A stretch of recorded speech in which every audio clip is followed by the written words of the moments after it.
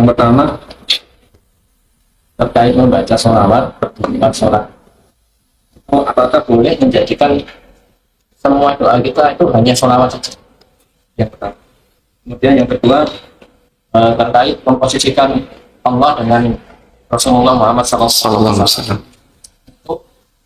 Biasanya kita memasang hiasan dinding itu ada lafaz Allah dan lafaz Muhammad SAW, itu posisinya sejajar atau setara itu.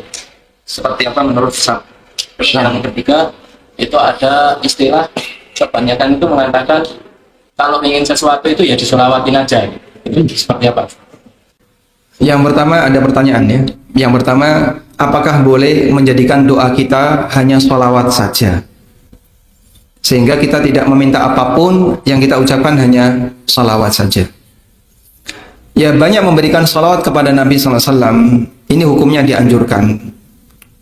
Kalau tadi yang berstatus wajib adalah membaca sekali, tapi kalau mempersering membaca sholawat, hukumnya apa? Dianjurkan.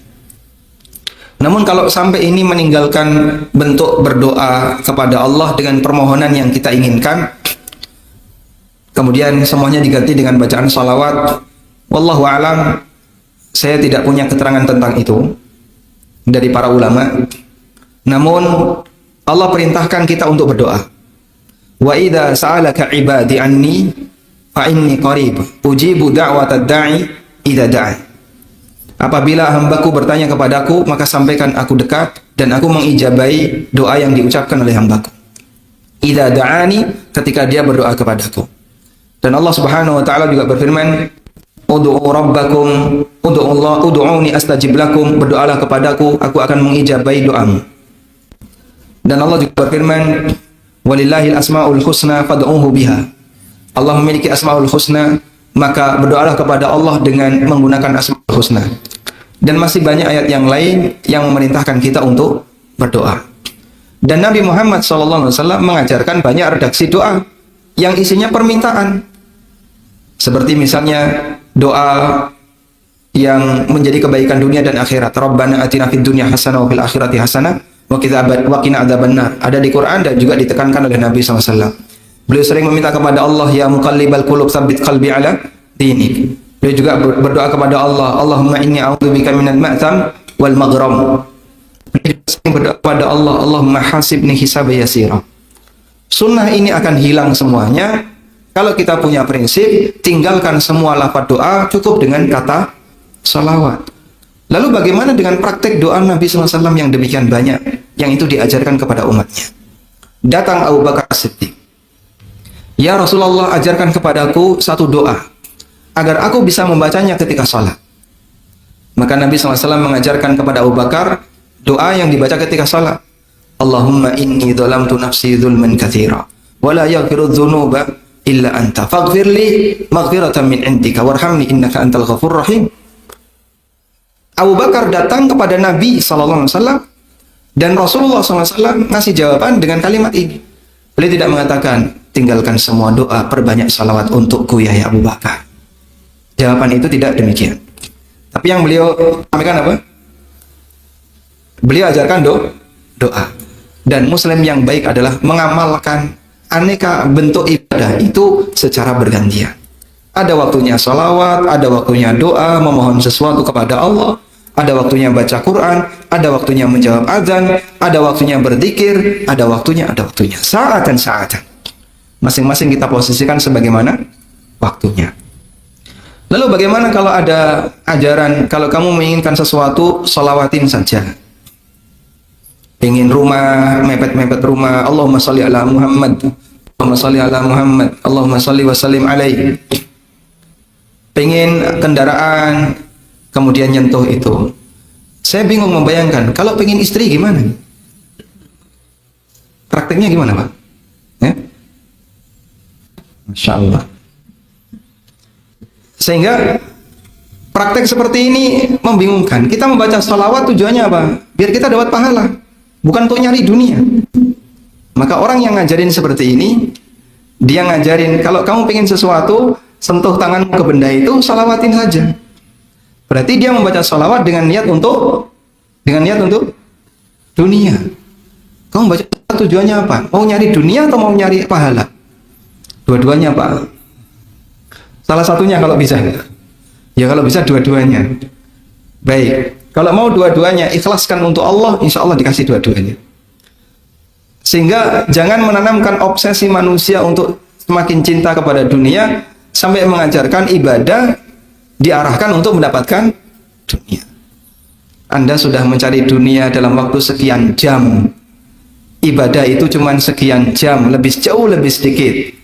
Lah kalau kayak gini ibadahnya dipakai untuk nyari dunia, terus jatah akhiratnya kau kasih berapa? Semuanya habis untuk kepentingan dunia. Warahmatullahi wabarakatuh. Buya izin bertanya. Akhir-akhir ini sedang marak sholawat untuk keperluan dunia. Contohnya gini Buya. Misalkan kita ingin beli sesuatu yang mahal, namun uang kita belum cukup. Lalu kita bilang, sholawatin aja dulu dengan cara memegang atau melihat apapun yang kita inginkan, lalu mengucapkan sholawat. Bagaimana hukumnya Buya? Apakah semacam itu dibolehkan atau tidak? Jangan menjadikan ibadah untuk mendapatkan imbalan dunia. Akan tapi beribadahlah maka Allah akan beri dunia. Tapi ini kelas iman, kelas ikhlas. Ikhlas itu ada martabatnya. Ada martabat yang tinggi, dia beribadah tidak mengharap apa-apa. Bahkan saya tidak mengharap surga sekalipun. Ini martabat tinggi. Jadi beribadah, pengen surga, enggak, saya ibadah, kan saya hamba Allah. Nah, cuman itu adalah makom tinggi. Jangan sok ngaku-ngaku kalau belum nyampe. Nah kita kelasnya kelas kayak kuli tadi. Ya Allah, aku berbuat baik ingin surgamu, beri kayak tadi. Akhirat, Allah pengen masuk surga. Sah, ini martabat. Ada martabat, ya Allah, aku bersolat duha pengen dapat duit. Mintanya masih kepada Allah, tingkat ikhlas, mintanya juga kepada Allah. Ya Allah, baca zikir lama, baca solawat pengen dapat jodoh. Nah ini masih lumayan, solawatan mengharapnya dari Allah. Cuman di martabat terendah, tapi masih lumayan wilayah ikhlas. Baca solawat banyak biar dagangannya laris, sah, boleh saja kok. Karena solawat adalah senjata segala macam bisa sukses. Huwallazi yukhriju minadh dhulumati ilan nur. Huwallazi yusalli 'alaikum wa malaikatuhu liyukhrijakum minadh dhulumati ilan nur. Dengan berselawat kepada Rasulullah, Allah selawat kepada kita. Selawat Allah mengeluarkan kita dari kegelapan. Cuman adab kita jangan menjadikan urusan akhirat dengan urusan dunia. Saya sholat duha pengen duit, kurang adab. Biarpun mintanya kepada Allah, masih minta kepada Allah.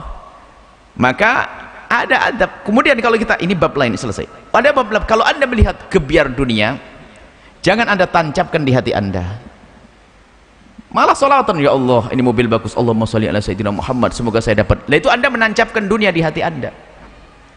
Padahal Nabi mengajarkan bukan begitu. Nabi mengajarkan lain. Kalau Anda menginginkan untuk kemuliaan keluarga saya, pengen punya mobil keluarga saya, tapi Nabi ngajari bahasanya, Allahumma, dalam hadis Bukhari Muslim, Allahumma la aisha illa aishul akhirati fangsuril ansar wal muhajirati. Ya Allah, tidak ada kehidupan sesungguhnya kecuali kehidupan akhirat. Malah dibalik, supaya hati kita tidak kagum dengan gebiar dunia, malah sholli ala Muhammad, semoga dapat, sholli Muhammad, dapat. Jadi malah ditancapkan di hati. Enggak begitu, Nabi ditepis. Jangan sampai hubud dunia masuk hati kita. Dalam riwayat Allahumma la aisha illa aishul akhirati fangsuril ansar wal muhajirat, dan riwayat Allahumma la khaira illa khairul akhirati farhamil ansar wal muhajirat. Kalau kita melihat sesuatu yang mengagumkan, langsung tidak ada kebaikan kecuali kebaikan akhirat. Hidup sesungguhnya adalah hidup akhirat, supaya tidak masuk wilayah hubbud dunia. Biarpun terbetik di hati kita, aku pengen ya Allah untuk keluargaku ya Allah. Nah, jadi adapun orang baca sholawat kemudian sholawatan, baca aja sholawat, ya sah saja baca sholawat. Cuman pendidikan dari Nabi, kalau kita melihat sesuatu yang mengagumkan dan ada tamak di dalam hati kita, langsung dialihkan urusan akhirat. Allahumma la aisha illa aishul akhirati. Ya Allah, mobil ini bagus banget ya Allah, rumahnya bagus banget ya Allah.